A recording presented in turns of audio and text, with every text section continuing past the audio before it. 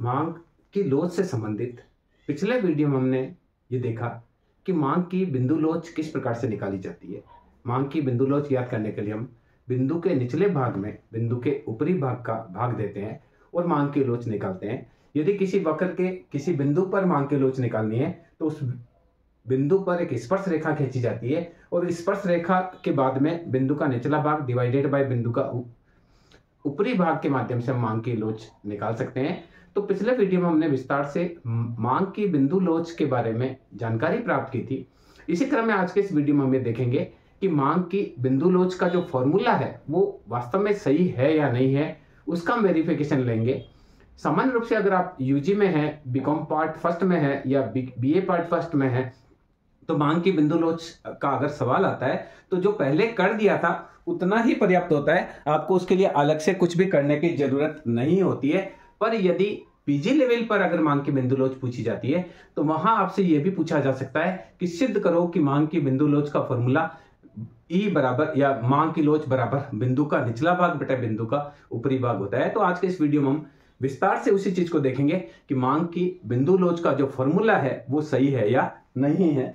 तो देखिए, हम मांग की लोच का अगर हम फॉर्मूले की बात करते हैं तो मांग की लोच का फॉर्मूला होता है मांग मात्रा में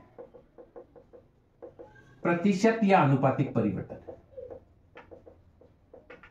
ये हमने पहले देखा फ्लेक्स की रीति में, बटे कीमत में प्रतिशत या अनुपातिक परिवर्तन। तो देखिए, ये मांग मात्रा में परिवर्तन डेल्टा क्यू बटे क्यू मल्टीप्लाई बाय 100 डिवाइडेड कीमत में परिवर्तन प्रतिशत परिवर्तन निकालने के लिए परिवर्तन डिवाइडेड बाय पूर्व कीमत गुणा 100। मांग मात्रा में प्रतिशत परिवर्तन निकालना तो हम क्या करेंगे, मांग में परिवर्तन डिवाइडेड बाय पूर्व मांग गुणा 100। 100 से 100 कटा तो इसको हम लिखेंगे डेल्टा क्यू बाय क्यू और ये उल्टा हो जाएगा पी बाय डेल्टा पी, या मांग की लोच होती है P upon Q delta Q upon delta P. ये मांग की लोच होती है। अब इसके आधार पर हम देखेंगे, इस सूत्र के आधार पर हम देखेंगे कि मांग की बिंदु लोच जो होती है उसकी गणना किस प्रकार से कर सकते हैं, हम उसका हम विस्तार से चर्चा करेंगे। तो यहां देखिए, मैं टॉपिक डालता हूं मांग की बिंदु लोच की गणना।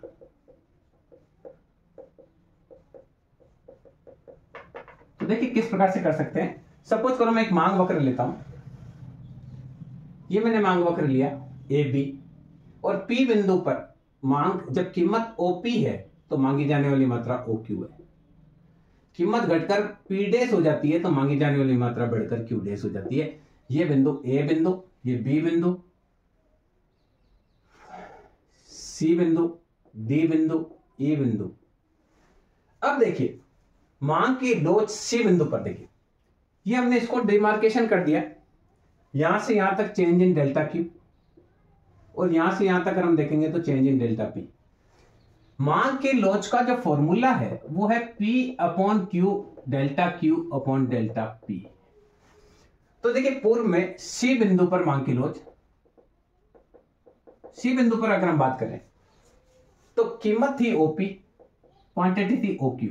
देखिए सी बिंदु पर कीमत पहले ओपी थी, मात्रा ओ क्यू थी। चेंज इन कीमत, चेंज इन क्वांटिटी क्यू क्यू1 और change in price P P dash. Clear. अब देखिए हम इसको लिख सकते हैं ओपी बटे ओ क्यू, ये ओपी बटे ओ क्यू मल्टीप्लाई, देखिए पी पी वन की जगह सी लिख दिया, क्यू क्यू वन की जगह मैंने लिख दिया ई डी। देखिए क्यू क्यू वन बराबर है ई डी के और पी पी वन बराबर है सी के। अब देखिए हम ये त्रिभुज लेते हैं, ट्राइंगल सी क्यू बी ये वाला, और ट्राइंगल हमने लिया सी ई डी में। दो ट्राइंगल लिए, सी क्यू बी लिया और दूसरा सी ई डी लिया। तो यहां देखिए कोण सी क्यू बी बराबर angle C E D, both are 90 angle. दोनों समकोण है, ये कोण और ये कोण।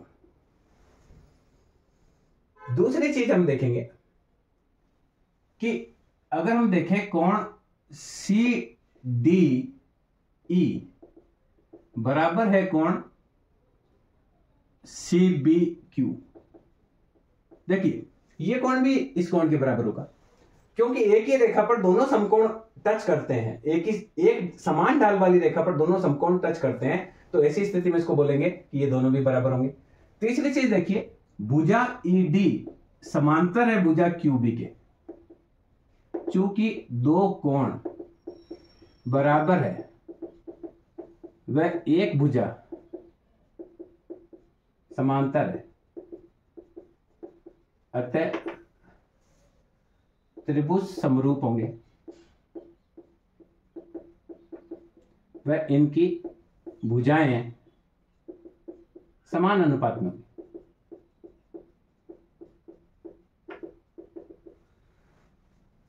यानी इनकी भुजाएं समान अनुपात में होगी। तो अब देखिए हमने क्या किया, इस कोण को, इस त्रिभुज को, इस त्रिभुज को ये प्रूव कर दिया कि दोनों त्रिभुज समरूप है, क्योंकि दोनों में समकोण है, दोनों में ये जो कोण है ये भी बराबर है। तीसरी चीज, ये भुजा इसके समांतर है, तो इसका मतलब जो त्रिभुज है वो समरूप होंगे और इनकी भुजाएं समान अनुपात में होगी। यानी अगर ये दो है, देखिए अनुपात समान कैसे, ये 2 है सपोज करो और ये है 8, यानी 4 गुना, तो ये 1 होगा, तो यहां से लेकर यहां तक भी 4 होगा, ये समान अनुपात है। जैसे ये 2, ये इसका 4 गुना है, तो इसका ये 4 गुना होगा। इस प्रकार से भुजाएं समान अनुपात में होती है। क्लियर? अब देखिए, मैं ईडी की जगह अगर,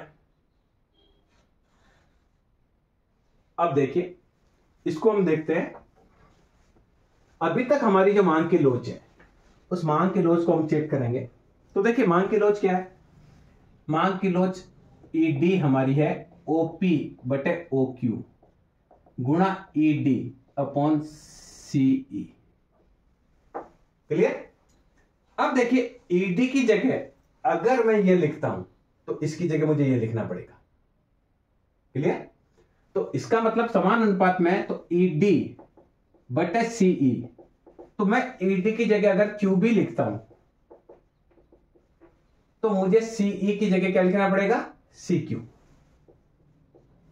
तो यहां हमारा हो जाएगा ओपी बटे ओ क्यू गुणा ईडी की जगह मैंने लिख दिया क्यूबी समान अनुपात में बटे सी क्यू।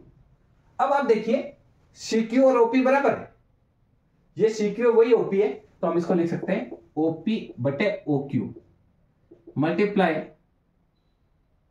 क्यूबी बटे ओपी, क्योंकि सी क्यू बराबर है ओपी के। ये देखिए सी क्यू बराबर है ओपी के, ओपी से ओपी कट गया, तो अभी मांग की लोच क्या आई, क्यूबी बटे ओ क्यू, यानी क्यूबी बटे ओ क्यू, ये मांग की लोच आई। तो हमारी अभी मांग की लोच क्या हो गई, वही मैं यहां लिख रहा हूं, सी बिंदु पर मांग की लोच आई क्यूबी बटे ओ क्यू। क्लियर? अब देखिए ये हमने यहां तक कर लिया। अब देखिए क्यूबी, ये क्यूबी, ये ओ क्यू। अब हम जो त्रिभुज है, हमने ट्राइंगल लिया सी क्यू बी और दूसरा ट्राइंगल लिया ए पी सी में, दोनों में हम तुलना कर रहे हैं, कोण P इजिकल टू कोण Q, दोनों 90 डिग्री के समकोण है दोनों, ये कोण इस कोण के बराबर है। दूसरा देखिए भुजा PC समांतर है भुजा QB के, ये भुजा इस भुजा के समांतर है, और ये वाली जो भुजा है ये इस भुजा के समांतर है, यानी AP भुजा समांतर है CQ के, चूंकि एक कोण वह दो भुजा, एक कोण बराबर है वह दो भुजाएं समांतर है, अतः त्रिभुज समरूप होंगे, वह इनकी भुजाएं समान अनुपात में होंगी। क्लियर? तो यहां देखिए मेरी जो मांग की लोच आई, ये इसका मतलब है ये इनकी भुजाएं बराबर होगी। तो यहां देखिए मांग की लोच जो थी, मांग की लोच थी इलास्टिसिटी सी बिंदु पर हमारे पास थी क्यू बी बटे ओ क्यू। अगर मैं QB की जगह CB लूं तो मुझे अच्छा ठीक है, तो QB OQ की जगह मैं ले सकता हूं PC, क्योंकि देखिए OQ जितना ही है PC। अब देखिए चूंकि ये त्रिभुज और ये त्रिभुज सर्वांग सम है, तो इस भुजा की जगह मैं ये लूं तो इस भुजा की जगह भी ये लेना पड़ेगा। तो हमने यहां लिया QB की जगह CB, तो PC की जगह क्या लेना पड़ेगा AC, बराबर होगा बिंदु का निचला भाग डिवाइडेड बाय बिंदु का ऊपरी भाग।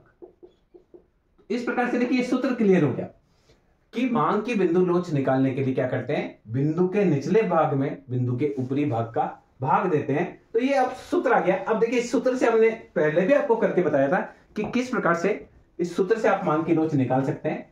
सपोज करिए ये हमारा डिमांड कर्व है,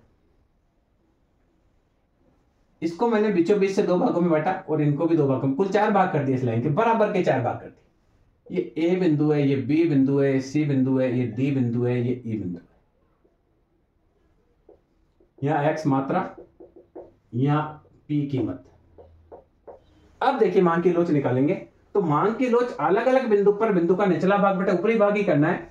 तो देखिए E बिंदु पर मांग की लोच निचला भाग 0, ऊपरी भाग है AE, कुल 4 भाग है तो आएगा 0, तो मांग की लोच यहां आएगी 0। D बिंदु पर मांग की लोच देखें तो बिंदु का निचला भाग DE, ऊपरी भाग AD, नीचे 1 है ऊपर 3 भाग है, तो 3 लेस देन 1, तो यहां इलास्टिसिटी होगी लेस देन 1, यहां इलास्टिसिटी होगी 0, तो यहां इलास्टिसिटी होगी लेस देन 1। C बिंदु पर देखें तो आएगा CE डिवाइडेड AC, निचला भाग CE बटे AC। अब नीचे भी 2 भाग है ऊपर भी 2 भाग है, तो 2/2 दैट इज 1, इलास्टिसिटी क्या आएगी 1। तो इस प्रकार से देखिए मांग की लोच हम निकाल सकते हैं। क्या करेंगे हम, बहुत सिंपल सी चीज है, हम क्या करेंगे बिंदु के निचले भाग में बिंदु के ऊपरी भाग का भाग देंगे। B बिंदु पर निकालें तो बिंदु का निचला भाग BE, ऊपरी भाग AB, नीचे 3 भाग है ऊपर 1 भाग है, ग्रेटर देन 1, तो यहां मांग की लोच आएगी ग्रेटर देन 1।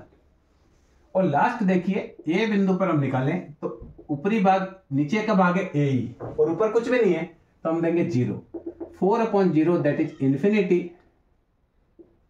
तो यह मांग की लोच आएगी E बराबर इंफिनिटी। इस प्रकार से देखिए यहां C बिंदु पर मांग की लोच आई E बराबर 1, यहां E ग्रेटर देन 1, यहां E बराबर इंफिनिटी। इस प्रकार से मांग की बिंदु लोच के फॉर्मूले से हम किसी भी बिंदु पर मांग की लोच निकाल सकते हैं। तो इस वीडियो में हमने ये समझा कि मांग की बिंदु लोच का फॉर्मूला किस प्रकार से सिद्ध किया जा सकता है, कैसे हम मान लें कि बिंदु के निचले भाग में बिंदु के ऊपरी भाग का भाग देने पर मांग की लोच प्राप्त हो जाती है। मैं समझता हूं इस वीडियो के माध्यम से आप इस तथ्य को बहुत आसानी से समझ पाएंगे कि मांग की बिंदु लोच किस प्रकार से निकाली जाती है। धन्यवाद।